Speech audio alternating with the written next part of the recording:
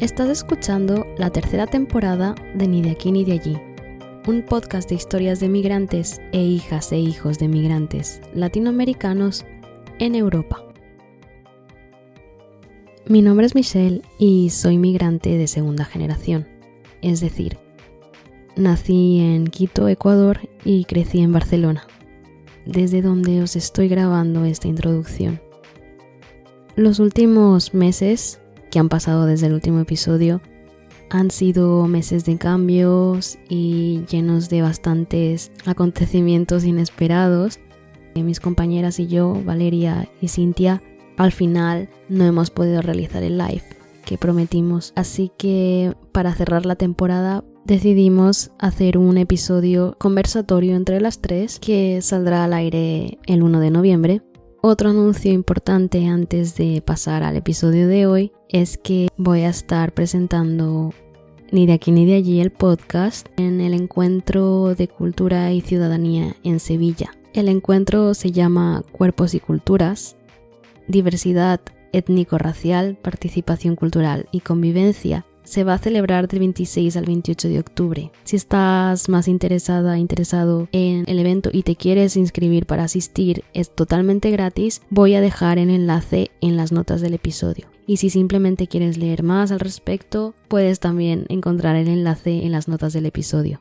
Es un evento en el que estoy muy emocionada de participar. De hecho, he preparado unas postales con citas de algunos episodios que creo que pueden representar bien lo que hemos estado haciendo estos 4 años en el podcast. Voy a ir publicando las imágenes a lo largo de estos días, pre-encuentro, post-encuentro. Son unas postales que he preparado con mucho cariño, con mucho mimo, porque en cada episodio que he escogido aprendí cosas muy importantes para mi trayectoria y mi narrativa personal. Estoy muy agradecida de poder compartirlas en este espacio donde van a estar otros proyectos y otras personas con ideas, con creaciones, expresando conceptos de forma artística, plástica y de algún modo trabajando conceptos que he visto aplicados en otros contextos o estudiados en otros contextos. Y es emocionante y nuevo para mí poder estar en el contexto en el que estoy pensando todo el tiempo cuando escribo o pienso sobre racialización, invisibilización, inmigración. Así que si estáis en Sevilla o podéis acercaros a Sevilla en estas fechas, ya sabéis.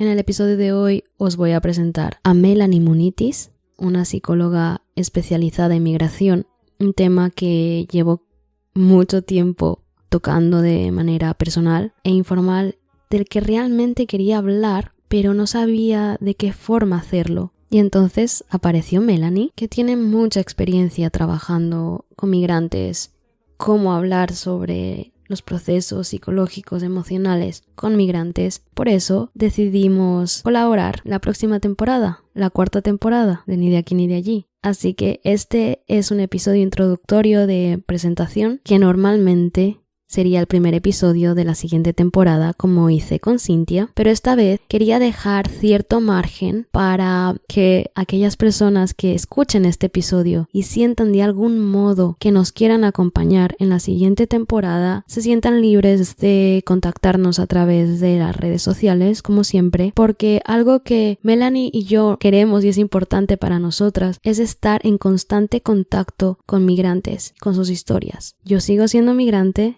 ella también, y simplemente estamos ofreciendo y creando un espacio desde el que entender mejor nuestras experiencias, aprender, crecer y sanar.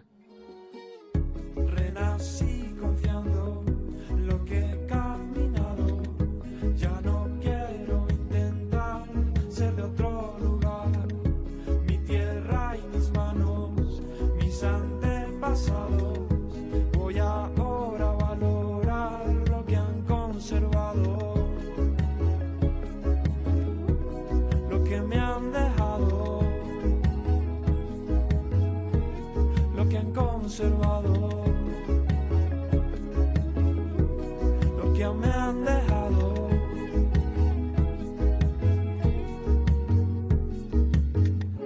que al viajar reconocí y comprendí mi raíz. Es la confianza que hay en mí para crear, para creer.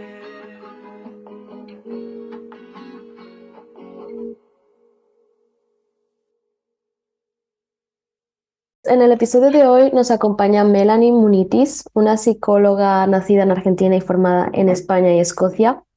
Ha ejercido como psicoterapeuta para familias, refugiados, adolescentes y mujeres víctimas de violencia intrafamiliar en distintos países europeos.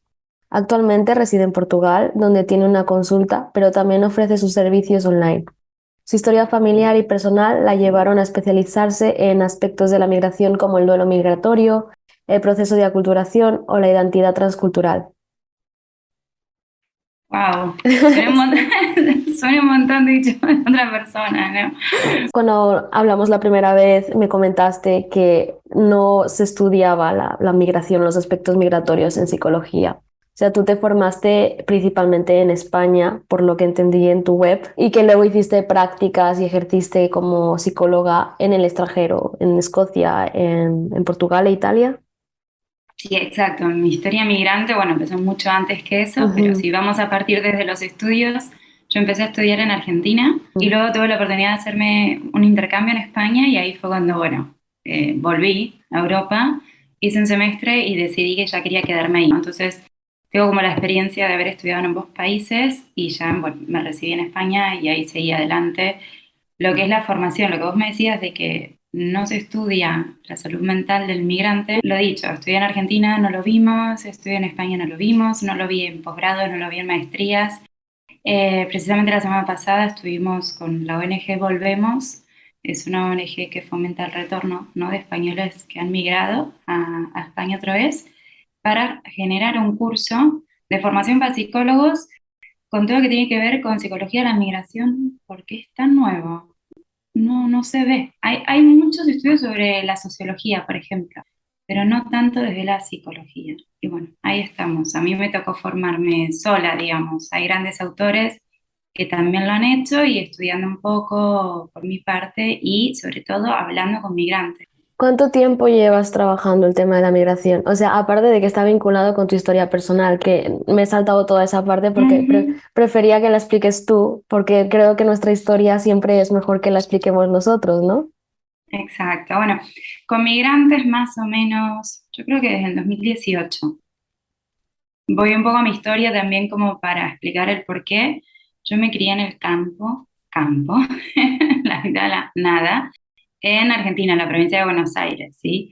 Estuve ahí viviendo unos 6 años, luego me mudé a la ciudad, que fue un cambio, no tan grande, porque la ciudad no era tan grande esta vez, pero bueno, sí que pasar, ¿no?, de la naturaleza, de los caballos, de los perros, a de repente vivir, pues, nada, en ciudad.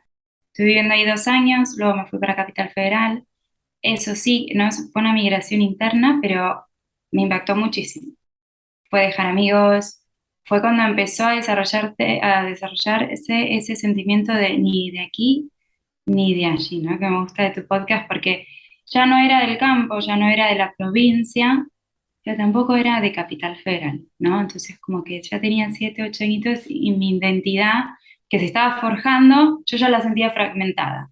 Todas cuestiones que a lo mejor me pongo muy técnica, pero se da cuando emigramos. Luego de estar viviendo, sí, no sé, supongo unos 2 años, ya no me acuerdo cuánto fue, en Buenos Aires ciudad, nos vinimos para España con mi familia. En todo esto mi papá es español y mi mamá es argentina, entonces también tenía en casa dos culturas, dos continentes, historias completamente diferentes entre sí, y también estoy atravesada por eso. Más o menos tal vez desde tu historia lo entiendas, lo que somos los migrantes de segunda generación, porque bueno, mi papá lo era en Argentina, después me vine siendo pequeña, fui hacia España, entonces lo era por parte de mi mamá, así que bueno, ahí estuve bailando un tiempo con eso, estuve viviendo un año en España, primero en un pueblo pequeño y luego en la ciudad de Bilbao, y luego volví a Argentina. Cuando volví a Argentina, ya no era Argentina, porque hablaba con una española, porque tenía el acento, las palabras, entonces fue otra vez iniciar bueno, ¿no? Como son los niños con las risas del que es diferente y demás. fue otra vez adaptarme a la cultura argentina y ahí ya me quedó el acento, creo que para siempre, porque llevo 10 años en Europa y no se me va. Bueno, y empecé a estudiar psicología allá y como te dije, ahí ya unimos con el inicio después de un intercambio decidí quedarme en España. Me recibí en España, hice una maestría en familia y pareja, en intervención con violencia de género también, y gracias a eso tuve la oportunidad con una beca del gobierno vasco de irme a trabajar a Escocia, donde estuve trabajando en el servicio de atención a víctimas de violencia intrafamiliar hispanohablantes. Era un proyecto súper bonito, estuve ahí unos 6 meses, llegó la pandemia y dijimos, bueno, es momento de irnos de Escocia, ¿no? No queríamos que nos agarre la pandemia por allá, entonces vine para Portugal, me fui a pasar una Navidad a Italia, me agarró la segunda ola del COVID y me quedé otros 7 meses en Italia, así que también lo tomo, ¿no? Como un lugar donde he estado viviendo, porque como que 7 meses fueron muchos, y desde entonces ahora sí que ya atiendo y trabajo de Portugal. Pero bueno, ves como mi vida siempre fue como saltando de un sitio hacia el otro. Y otra de las dificultades que encontré ahí fue el echar raíces, porque cuando uno migra es como que te das cuenta que el mundo es enorme y ¿por qué me tengo que quedar aquí? ¿Por qué no ir a conocer? Y bueno, es un desafío que yo trabajo mucho en consulta con personas que han viajado mucho o que han migrado mucho, que a veces es o una huida hacia adelante o realmente te das cuenta que el mundo es tan grande y ofrece tantas oportunidades que bueno, ¿por qué no intentarlo? Ahora mismo estoy yo misma pasando por otro proceso migratorio, ya te lo comenté por Ujú. privado, es algo que he mantenido como muy, muy privado, pero precisamente ahora que ya soy más consciente de estas cosas que estás comentando, ¿no? También de los cambios de acento, la adaptación, el tema del mundo muy grande, las diferentes cuestiones de cuando te vas de un país a otro, cómo te sientes, que hay más de una migración. Y lo curioso es que yo, al estar también como migrante en Alemania y coincidir con otros migrantes, cuando yo hablaba de que estoy en terapia, no contigo, pero mi psicóloga también se llama Melanie, llevo pues con ella desde octubre del año pasado más o menos. Claro, para mí es como una cosa súper importante estar acompañada en los diferentes procesos y en las diferentes formas de las cómo me siento y eso no sé gestionar mis emociones, no es algo que te enseñen en la escuela y sobre todo tú lo dices bastante en tus redes y también en tu web. Cuando migramos se intensifican muchísimo más. Depende también de otros factores familiares, culturales, o aprendes a expresar esas emociones o no aprendes y las reprimes y luego explotas, que es lo que me pasaba a mí, que yo era reprimir, reprimir, reprimir y con mi psicóloga trabajamos bastante lo de expresar, sentir, permitirme sentir y es válido sentir. Entonces, cuando yo lo contaba o lo ponía en común a veces con eso, con otras migrantes o con madres, o sea, primera generación, hablando de cómo me preguntaban, ¿no? Porque tú eres segunda generación, o sea, como preguntándome, ¿no? Pidiéndome consejos desde la perspectiva mía. Y yo decía, no, pero que vayan a terapia, o sea, tienen que ir a terapia. Yo te puedo hablar de mi experiencia, pero a mí me atraviesan muchas otras cosas diferentes y no puedo aplicar y pretender que mi experiencia sea general y aplicable a todo, a todas las personas y a todos los hijos de migrantes. O sea, yo no pretendo eso. O sea, yo te puedo contar y si quieres te puedo recomendar algún par de psicólogas que tienen online, pero son hispanohablantes y los hijos de ellas pues ya se sienten más cómodos en alemán. Entonces, para ellas, o sea, para esta primera generación, el tema psicológico y de terapia es muy controvertido. Entonces, a mí me llama mucho la atención que tú trabajes con migrantes de todo tipo, por los testimonios que he visto también en tu web y también a veces los que compartes en tu cuenta de Instagram, que tengas como bastantes clientes o pacientes que estén súper dispuestos y sean incluso eso de primera generación. O sea, ¿cómo has trabajado tú para tener ese rango de clientes o en general, cómo abordas tú la cuestión migratoria en terapia, ¿no? O sea, porque yo creo que al principio llegan con una cosa, pero luego salen como, vale, no se pensaban que la migración era algo tan fuerte que les afectaba bastante. Exacto. Has dicho tantas cosas que me iba como anotando mentalmente. Bueno, algo que quiero decir es respecto a las madres, madres, padres, los cuidadores. Es una gran batalla que tengo día a día, en el sentido de, estoy en muchos grupos. No soy la que te pone el spam de psicoterapia online, no, pero sí que estoy porque me interesa compartir experiencias y ver lo que dice la gente, ¿no? Entonces, un miedo compartido es, voy a migrar con niños que me aconsejan. Y yo veo que preguntan sobre los papeles de la escuela, del trabajo, y nadie habla de la salud mental. Y entonces, cuando puedo, meto, ¿no? Bocado y hago esa misma recomendación que haces tú. Bueno, fíjate, el proceso migratorio nos atraviesa, el niño va a estar viviendo también las emociones que vivan los adultos, entonces, qué importante es que ustedes entren en contacto con todo aquello que mueve la migración para poder brindar un soporte y una contención a ese niño, niña, niña que está migrando también, y ustedes van a ser su figura de referencia. No te puedo explicar la de comentarios negativos que recibo cada vez que menciono algo así. Yo creo que hay una gran negación en tanto es muy difícil migrar, no me sumes encima los problemas psicológicos. No de mis hijos, al menos, a mis hijos no me los toques. Y eso es un montón, porque bueno, yo también fui inmigrante de niña y también sentía cosas que quizás no podía expresarlas. Bueno, no me voy a meter en la neurología de los niños, ¿no? Pero les es difícil para ellos pensar en abstracto, porque dependiendo de la edad, no se han desarrollado lo suficiente. Si encima no se crea un espacio seguro en el cual podamos hablar de lo que está sucediendo en un contexto de cambio, de crisis, de despedidas, de pérdida, porque al final la migración se define un poco por las pérdidas, ¿no? También depende, pérdida y oportunidad, pero bueno, si nos vamos a centrar en el duelo migratorio, son 7 tipos de duelos diferentes, que lo va a estar atravesando cada uno de los cuidadores de ese peque que si no, bueno, no cuidan su aspecto emocional, obviamente va a impactar. Yo ahora estoy empezando a trabajar con adolescentes y niños migrantes porque siento que es como la población olvidada. Como no, vinieron, empezaron la escuela, se integraron súper bien y eso es lo que quiero ver. A mí me da la sensación que muchas veces que eso es lo que ellos quieren ver, porque yo recuerdo cuando migré de Argentina a España, otro tema que no se dice mucho, ay, no quiero generar polémica, pero es un poco como, voy a decir, micro racismos o demás. Yo me acuerdo, era pequeña, éramos una clase chica, y esa época donde podías escribir con colores y cuanto más brillante mejor.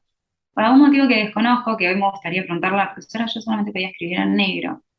No sé por qué, tenía 9 10 años. Y la única explicación que yo me daba en esa edad era cierto como racismo. Entonces, si no hay un otro que puede ver, que puede escuchar, que está ahí, que sostiene la emoción que todas esas cosas generan, es muy difícil, por eso yo insisto en la importancia de la salud mental. ¿Cómo me llega a mí la primera generación de migrantes? Tengo que decirte que trabajo mucho con gente joven, 20, 35 años, más o menos, 40 también, que creo que es una generación que ya son más conscientes y ya se permiten hablar de emociones también. Pero bueno, no sé si hasta acá más o menos respondí tu pregunta porque creo que me fui un poco por las ramas. No, sí, respondiste a mi pregunta. O sea, si yo tenía esta teoría, no, tampoco puedo hacer un estudio antropológico, sociológico al respecto, pero yo sí sentía eso, que alguien mayor de 40, 50 años era más complicado abordar estas cuestiones, no se pongan a la defensiva o se pongan tensos porque de algún modo sienten como que si yo de segunda generación empiezo a hablar del tema de la salud mental y de cómo me afectó a mí, se pueden sentir atacados, como que estoy culpándoles y es en plan, no, yo me estoy haciendo responsable ahora que soy adulta de lo que, de sanar lo que no se procesó en ese momento y lo estoy haciendo ahora y no estoy culpando a nadie, estoy haciéndome yo a cargo de mí, pero siento que ellos sí sienten como un ataque y por eso, precisamente, cuando contactaste conmigo para colaborar en la siguiente temporada, me pareció tan importante, sobre todo de la parte europea, porque yo sí que he leído cuestiones psicológicas y a nivel estadounidense, que es donde se trabaja más, y bueno, porque ellos también tienen ahí su tema migratorio con fronteras y, bueno, aquí también tenemos fronteras, pero de una forma tan mediática, por decirlo de algún modo, porque yo creo que el tema de Ceuta y Melilla no es tan mediático como lo es la frontera con México y todos los migrantes de Centroamérica. Sí, aparte de los microrracismos que acabas de hablar, yo sí quería, es algo que me gustaría abordar la siguiente temporada también, porque creo que en general las primeras temporadas del podcast han sido bastante inocentes y sencillas en el sentido en el que simplemente queríamos centrarnos en eso, en contar nuestra experiencia y ver de qué forma articulábamos nuestras identidades porque no teníamos ningún tipo de estructura ni de narrativa, ¿no? Y al final creo que también en terapia lo que hacemos es descubrir y construir nuestra narrativa. Creo que por eso es perfecto como este junte. Y yo te quería también preguntar si ha trabajado el tema de la violencia en las familias migrantes. Bueno, pasé a anotarme cada uno de los puntos porque creo que cada uno de los puntos merece un capítulo entero, ¿no? Algo que no mencioné antes, pero más o menos lo pasaste por encima tú, tiene que ver con la conciencia de venir a psicoterapia siendo migrantes, ¿no? Yo lo que estoy viendo ahora, quizás a raíz del COVID, a raíz de la difusión de psicología de la migración, de repente no hay formación, pero hay un montón de psicología de la migración en las redes, es el tema del duelo migratorio y todos los procesos que vos estabas mencionando, porque viene la gente y te dice, quiero trabajar el duelo migratorio, quiero trabajar la barrera por el idioma. Y cuando empezás a tocar y sacar un poco más, dicen, no, no, pero yo quería trabajar el duelo migratorio. Y es como, está bien, el duelo migratorio no es una patología, es un proceso de pérdidas. Y cómo vas a hacer frente a eso también viene determinado por toda tu historia. Entonces, venía a trabajar solo duelo migratorio, solo proceso de aculturación, solo adaptación, es muy difícil, ¿no? Entonces, también quería hacer ese paréntesis porque es algo que también estoy viendo en consulta que me llevan como tipo, bueno, yo soy migrante y solo vengo a tratar esta parte, como si solamente fuésemos migrantes, cuando en realidad todos cargamos con cierta mochila, que me gustó un poco lo que vos decías al inicio, cuando migramos, eso que ya traíamos con nosotros es como que de repente se manifiesta, ¿no? Y es eso sobre lo que podemos trabajar. El duelo migratorio es un proceso ante la pérdida, cómo afrontes lo que importa. Después también me apunté, ¿no? Lo que hablabas de las migraciones a Estados Unidos. Yo ahora tengo un proyecto también que tiene que ver con escribir un libro, que yo te lo había comentado en febrero. La vida pasa y bueno, aún no pude, pero estoy en el proceso de investigación, precisamente porque lo que veo es lo que mencionabas, cómo los estudios que ya están hechos son en Estados Unidos, en Canadá, incluso en China, pero no tanto en Europa, ¿no? Que era un poco lo que vos me decías. Creo que esto se está empezando a dar ahora. Y también ahí me preguntaría qué tipo de migración hablamos. Porque no sé si te ocurre, yo vivo en Portugal y es como el que viene de Europa, Alemania, Bélgica, Francia, no son migrantes, son expats, ¿no? Y afrontan la migración desde yo soy expat, como un estado, no sé, de privilegio, te diría, gracias Portugal, no, es como yo estoy aquí y dame las gracias tú a mí. Y sin embargo, después también tengo la contracara latina que de repente migra, ellos son migrantes. Creo que eso en Europa se nota un montón y también es curioso, y bueno, también da para otro tema de otro podcast totalmente, pero empezar a plantearnos cómo el tipo de migración, si es que hay diversos, también va a determinar un poco nuestro sentimiento de identidad, no sé si lo podría llamar así, pero bueno. Respecto a la violencia, eso es un montón. A ver, la migración es un factor de vulnerabilidad para sufrir violencia. Yo no trabajo tanto con personas que vienen de Latinoamérica. Obviamente en Latinoamérica hay patrones de relación muy violentos todavía, ¿no? Estamos atravesados por el patriarcado aún y eso se manifiesta y se ve en consulta. Yo siempre en el primer encuentro digo que donde veo algo que me da de red flag de violencia, la levanto y le pongo nombre, porque hemos estado tan acostumbrados a, no, a mí no me pegaban, pero me educaron con la chancleta que bueno, vamos a ver qué consecuencias psicológicas tuvo que te eduquen con el miedo, ¿no? Entonces eso yo lo trabajo al primer encuentro. Pero también decir que es un mito que, digamos, los latinoamericanos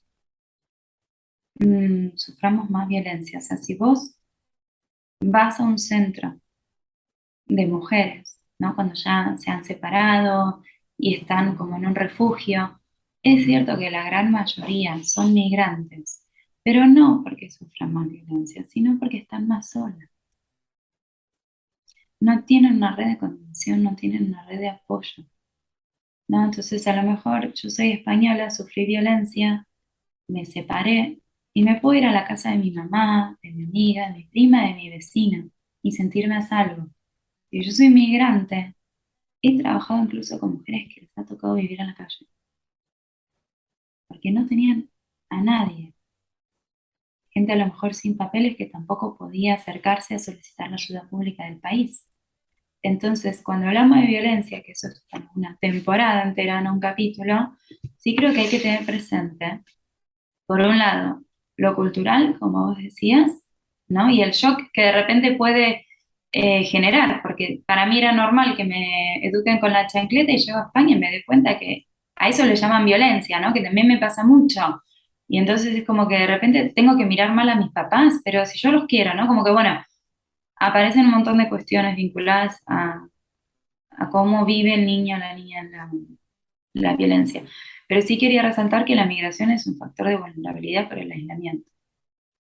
¿Y cuántos europeos he conocido, o sea, mujeres, que se van de vacaciones al Caribe, se traen, por así decirlo, porque una mujer, para ellos es así, me la traje, y de repente está encerrada en casa, solamente limpia, no trabaja, es mi esposa, mucha violencia, muchas infidelidades, y esta mujer que vino con un montón de ilusiones sobre Europa, quedó reclutada en una casa, sufriendo violencia, sin dinero, sin poder pedir ayuda, sin familia, aparte, no sé si han tocado estos temas, pero la vergüenza y la culpa que da también, ¿no? Migrar. ¿Cómo voy a decir que estoy viviendo en Europa y que la estoy pasando mal si mi familia está, no sé, en Venezuela, Cuba y de repente están con otro tipo de dificultades? Es un montón el tema de la violencia y hay que ir muy despacio, pero que sean conscientes quienes están escuchando que ser migrante no, te deja en una posición vulnerable respecto a lo que es la violencia, sí. Bueno, quería comentarte varias cosas, pero creo que antes de que se me olvide este último punto que has dicho, el de la Ujú. vergüenza de emigrar, uno de los primeros como objetivos que me marqué al empezar el podcast fue abordar esa palabra, desestigmatizarla, porque yo sentía que siempre que en los medios se hablaba de migrantes, siempre era para algo negativo y de la forma en la que estaba presentado era algo negativo. Y yo me sentía incómoda cuando en clase se hablaba de migrantes, o sea, siendo una niña, siendo adolescente. Y era una palabra con la que yo no me quería asociar, siendo pequeña, incluso ya en la universidad me costaba y hasta que no tuve mi propio proceso migratorio y ya pude enfrentarme como a eso de frente y ver, no, o sea, no tengo por qué tenerle miedo a la palabra, no tengo por qué sentirme así y por eso al final el podcast era como todo el tiempo reivindicando la palabra y poniendo migración en todas partes. No sé si está igual en el ámbito psicológico, pero en los últimos años, de la forma en la que yo lo he abordado ha sido académicamente. A nivel académico en el norte de Europa, centro norte de Europa, aquí no sé porque, o sea, acabo de volver, hay como siempre bastante producción académica. Y yo, o sea, a mí me encanta la parte que haces tú porque tú estás interactuando directamente con los migrantes y en parte es lo que yo deseaba hacer con el podcast. Pero creo que se está llevando a un punto de eso, de convertirlo en otro tema más, de trabajarlo sin los migrantes. O sea, porque al final lo que yo me acabo encontrando es eso. Escribimos sobre migración y hablamos sobre migración, pero sin ellos. Eso es lo que yo intento no hacer con este podcast de yo hablo sobre migración, he escrito sobre migración a nivel académico, pero intento lo máximo llevarlo a eso, a seguir hablando con los migrantes, a seguir, porque yo sigo siendo migrante, pero mi experiencia no es la misma. Ese tipo de aspectos, ahora que tú estás en bastantes proyectos, ¿cómo lo estás llevando? Porque me has dicho que estás también trabajando a nivel europeo el tema de la migración y desde el ámbito psicológico, ¿cómo lo estáis haciendo? ¿Estáis trabajando con migrantes o lo estáis haciendo a nivel académico, intentando establecer unas bases sobre las que construir algún tipo de teoría? Ujú. Vale. Lo del proyecto europeo tiene que ver con un proyecto que tenía que ver con la formación para otros psicólogos, ¿sí? Que lo estamos llevando con la ONG Volvemos. Los chicos de Volvemos son ellos migrantes, son españoles que han estado viviendo en Alemania, luego han vuelto, y entonces es como que ya desde el inicio aportan su visión. Después somos un equipo de psicólogos, algunos que han migrado o que han nacido fuera de España y ahora están viviendo en España, y de repente estoy yo, ¿no? Con esta experiencia migratoria también. Y entonces lo que estamos creando es, de momento, se queda lo que te digo, el proyecto vinculado a salud mental, ¿no? Luego ellos tienen otros proyectos súper interesantes que invito a verlos, incluso a ti también te puede venir bien, pero lo que tiene que ver con salud mental es formación. Y la formación con lo que hay escrito, pero sobre todo con la experiencia que tenemos nosotros como terapeutas trabajando con otros migrantes. y yo aporto desde también mi propia historia migrante, ¿no? Por eso yo estaba ahí como con la banderita de vamos a tocar el tema de la familia, de los niños y los adolescentes, porque es tan difícil, a ver, es muy difícil trabajar con adolescentes. Yo me acuerdo que mi profesora de Psicología de la Educación me decía que es como el sector más olvidado por los conflictos que representan, ¿no? Pero es tan importante, aquel adolescente que migra. Pero bueno, acá ya me estoy yendo a otro tema. Yo, por ejemplo, precisamente por mi historia migrante, en este proyecto europeo, lo que traigo es eso. Está muy bien que hablemos de duelo migratorio, está muy bien que hablemos de shock cultural inverso cuando uno retorna a su país, pero vayamos a lo humano. Y ahí me gustaría introducir otro proyecto que es mío, que no es mío de Melanie, de, no Melanie psicóloga, es Melanie humana. Coordina un grupo en Facebook de 3.500 mujeres hispanohablantes en Portugal. Y lo que yo intento hacer para no caer en lo académico, como decías vos, es estar en constante contacto con todas ellas y leer sus miedos y sus necesidades y sus dudas y aportar desde lo humano como migrante y identificarme desde ahí, ¿no? Para después eso también llevarlo un poco a la clínica. Como que todo el rato estoy con migrantes, yo, si no es porque yo misma lo soy, entonces salgo con mis amigos y de repente una, pues no sé, de Netherlands, la otra de UK y después viene otra argentina o una chilena, no lo sé, a la parte laboral con mis pacientes y a la parte, ¿no?, de intentar colaborar con otras mujeres también migrantes que están, yo lo veo más del proceso, me quiero ir a Europa. Hay muchas que todavía no han llegado y está bueno porque siento que a diferencia de cuando quizás nuestros padres migraron, tienen más información. Las redes sociales permitieron eso. Entonces también señalar un poco el poder de la red social.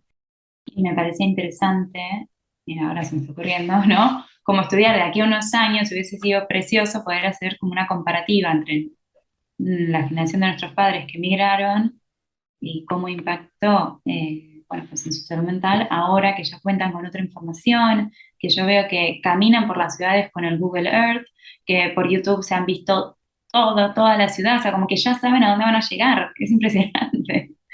Justo para el aniversario del podcast era como recordar la historia migratoria de mis padres. Mi madre hablaba del boca a boca, ¿no? Lo que sabían de España era lo que le contaba la gente que volvía de España y los rumores que habían. Y yo me quedé como, wow, claro, ahí no tenía Google y buscar o eso en grupos de Facebook. Era el boca a boca y era una forma completamente diferente de migrar. O sea, sí, deberíamos hacer como el contraste este antes y después Ujú. porque eras muy distinto.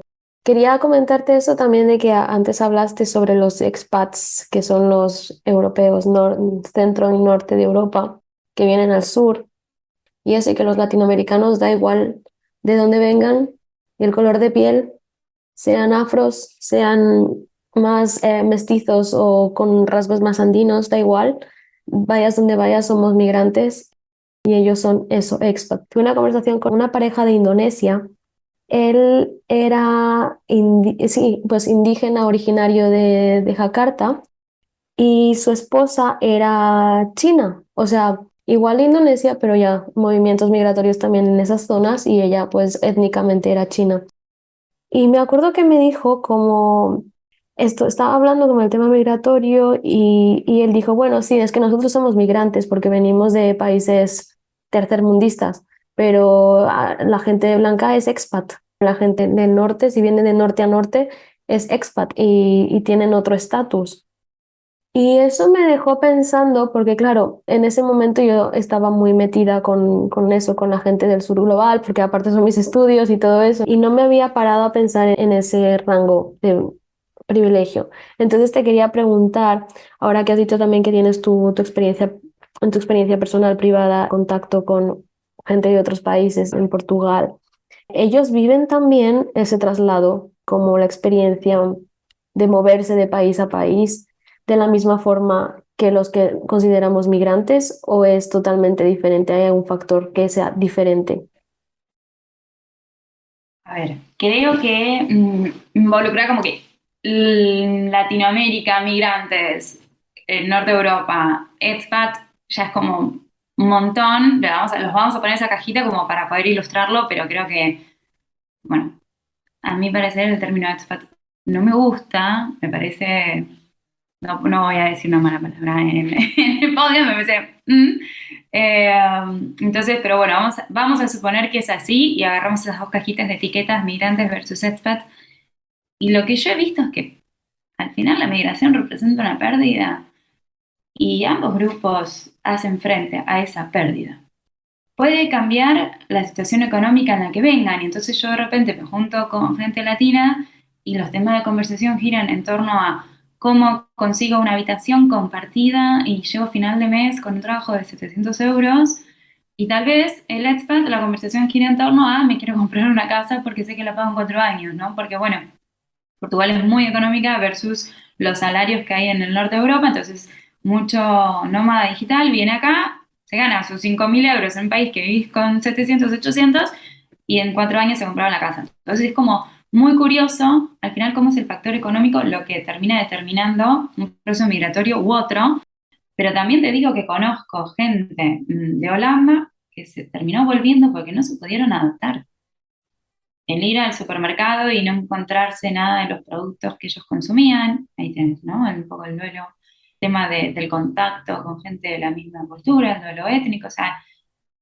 yo creo que les atraviesa igual.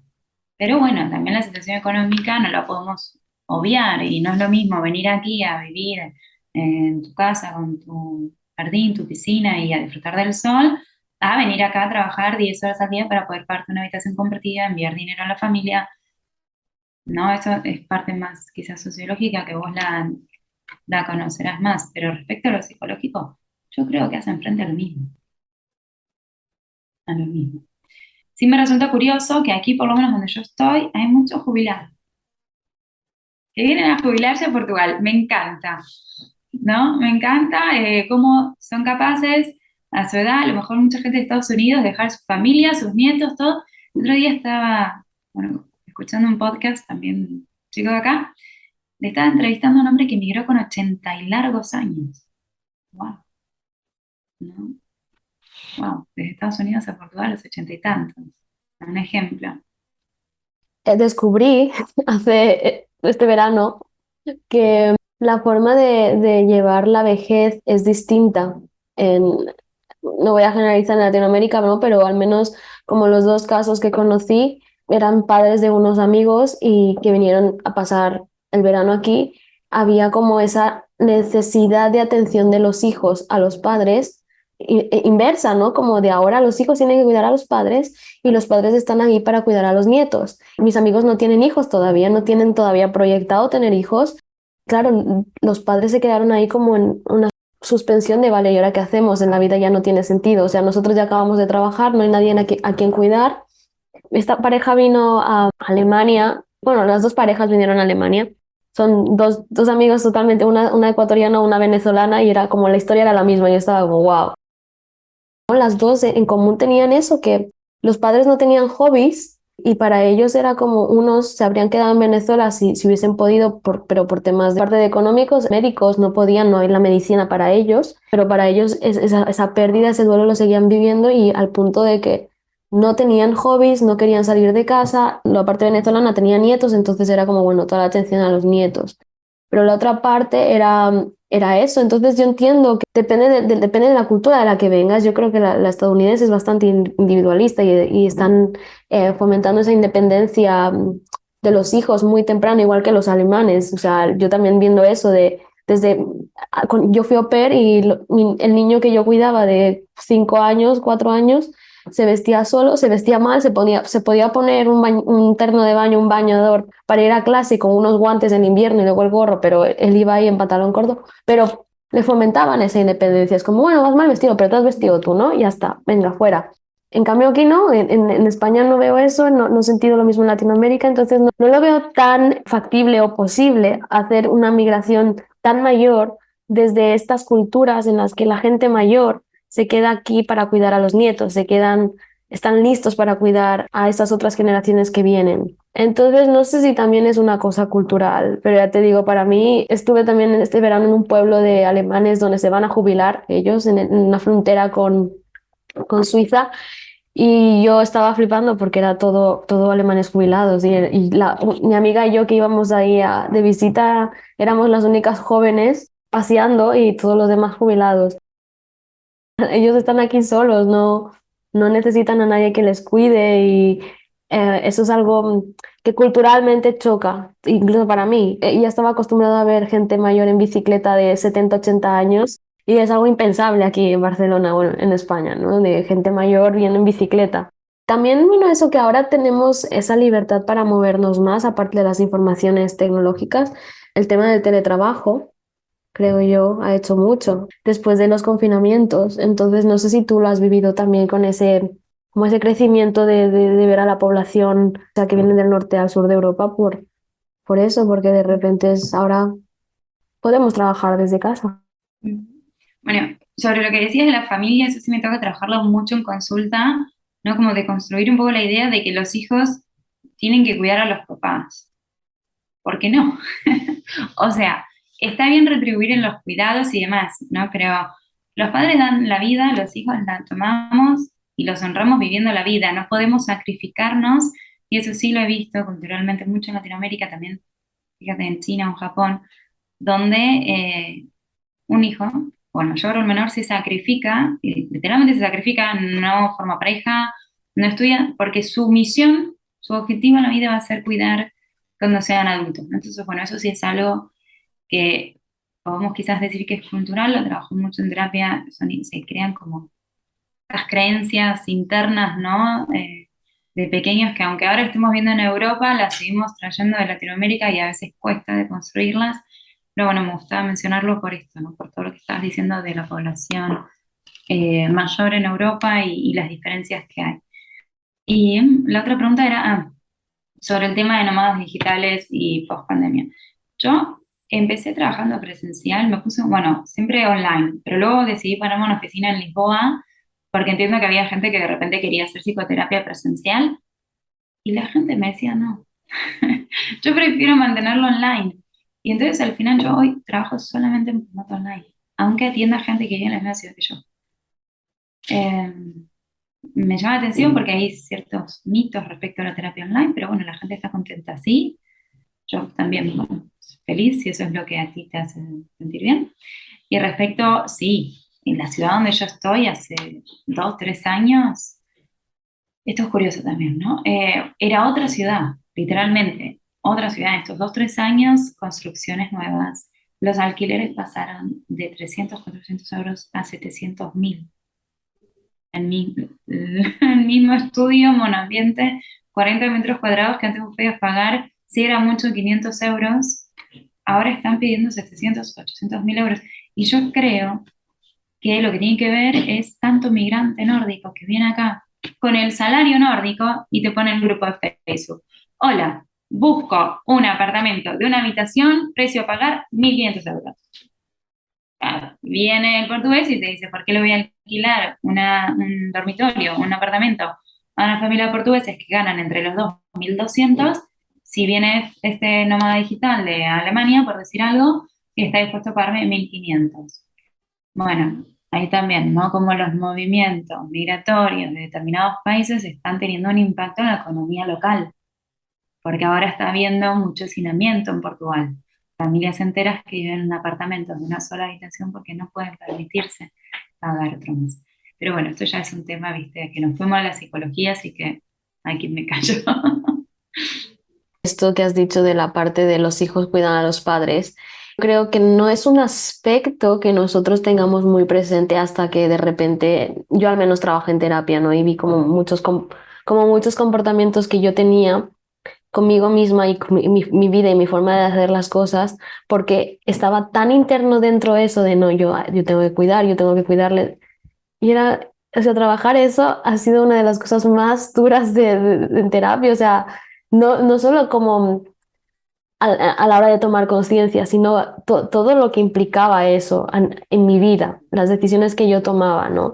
Como eso hay muchos aspectos que nos atraviesan a nosotros los migrantes de segunda generación, latinoamericanos, etcétera, y que creo que estaría muy bien sacar a la luz, y no solo eso, sino también tenerte a ti, que tú eres una psicóloga activa, que puede, o sea, que puedes ofrecer esos servicios y que yo creo que al escucharte a lo largo de la siguiente temporada se van a encender bombillas como me pasó a mí.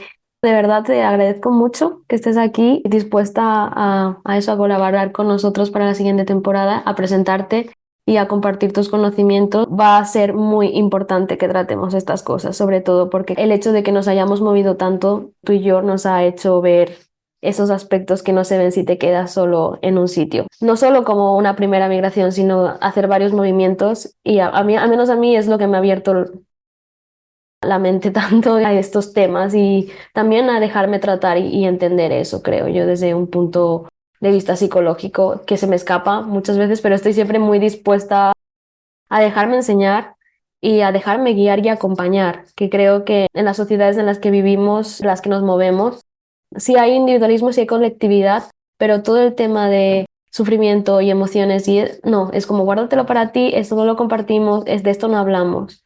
Es el momento de hablar y ahora tenemos las herramientas y el conocimiento para hacerlo. Gracias a ti por crear este espacio, porque cuando conocí tu proyecto, me pareció muy importante para difundir esto, ¿no? La cara humana, le llamo yo, de la migración, porque de estas cosas no se habla cuando nos vamos, cuando migramos. El tema de la familia es re importante. ¿Cuánta gente vive con culpa al irse, ¿no? De Latinoamérica hacia Europa o bueno, hacia donde nos estén escuchando, para buscar un futuro mejor, pero ¿y la culpa de los que se quedan? Eso me parece re importante tratar también, y lo que vos estás diciendo. Se da un fenómeno que es cuando migramos y hablamos con nuestra familia que se quedó en nuestro país de origen, es como no hay que contarlo, no hay que contar lo negativo. Entonces, si ya la migración se puede sentir como un proceso muy solitario, si encima tampoco podemos contar con nuestra gente para poder hablar de aquello que duele, pues imagínate, ¿no? La soledad migrante es terrible. Así que gracias a ti por crear este espacio y espero que podamos echar como cierta luz a estos temas un poco oscuros y que la gente se anime a buscar ayuda o aunque sea hablar entre ellos, ¿no? Que eso ya es mucho. Así que gracias, Millén, por el espacio. Yo crecí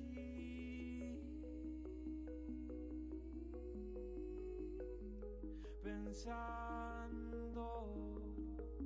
cosas que desaprendí, viajando. Yo crecí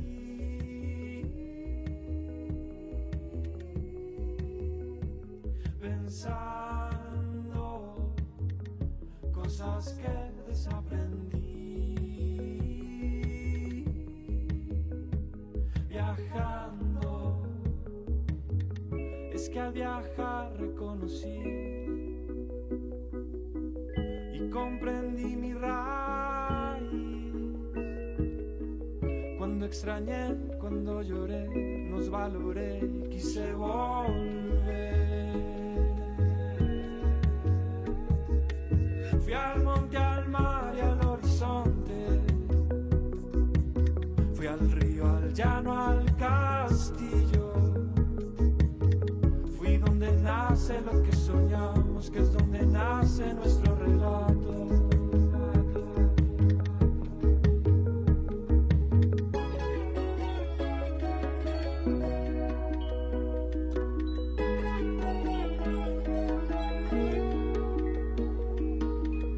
Yo crecí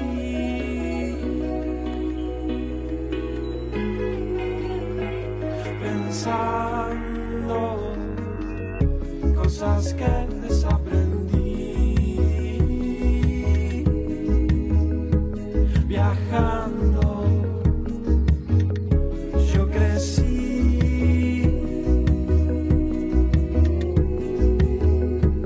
pensando cosas que desaprendí, viajando.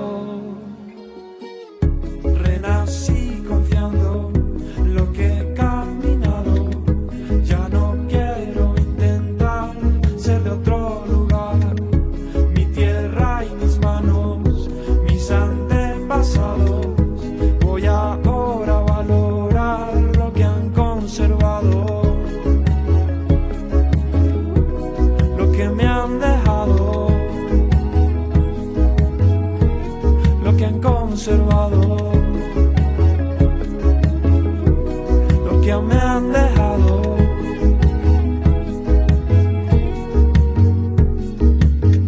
Es que al viajar reconocí y comprendí mi raíz. Es la confianza que hay en mí para crear, para creer.